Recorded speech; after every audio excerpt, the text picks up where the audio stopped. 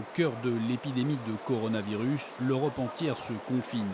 L'Espagne a déclaré l'état d'alerte pour 2 semaines dans l'ensemble du pays. Objectif, limiter la propagation du virus.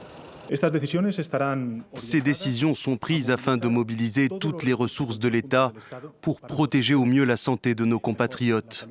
Il s'agit de moyens économiques, de moyens sanitaires, publics comme privés et civils comme militaires.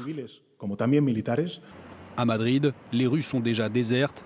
Les bars et restaurants avaient déjà dû baisser leurs rideaux, consigne de la mairie. L'Autriche, de son côté, a également décidé de fermer tous ses commerces non essentiels et a annoncé une suspension de tous ses vols en direction de la France, de l'Espagne et de la Suisse. La Suisse qui a pris, elle, la décision de fermer ses écoles. D'autres nations ont pris des mesures radicales. La République tchèque et la Slovaquie ont fermé leurs frontières. Des mesures drastiques mais en ordre dispersé. Pour tenter d'y remédier, Emmanuel Macron a proposé aux membres de l'Union de durcir les contrôles aux frontières de l'espace Schengen.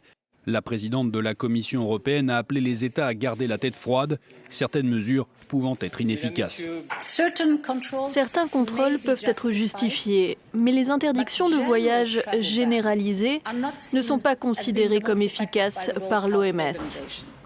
De plus, elles ont un impact social et économique très important.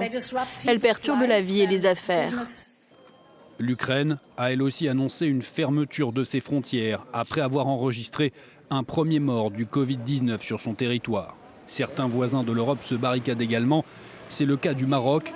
Le Royaume a suspendu ses vols vers la France et l'Espagne, mais aussi bouclé ses frontières terrestres avec les enclaves espagnoles de Ceuta et Melilla.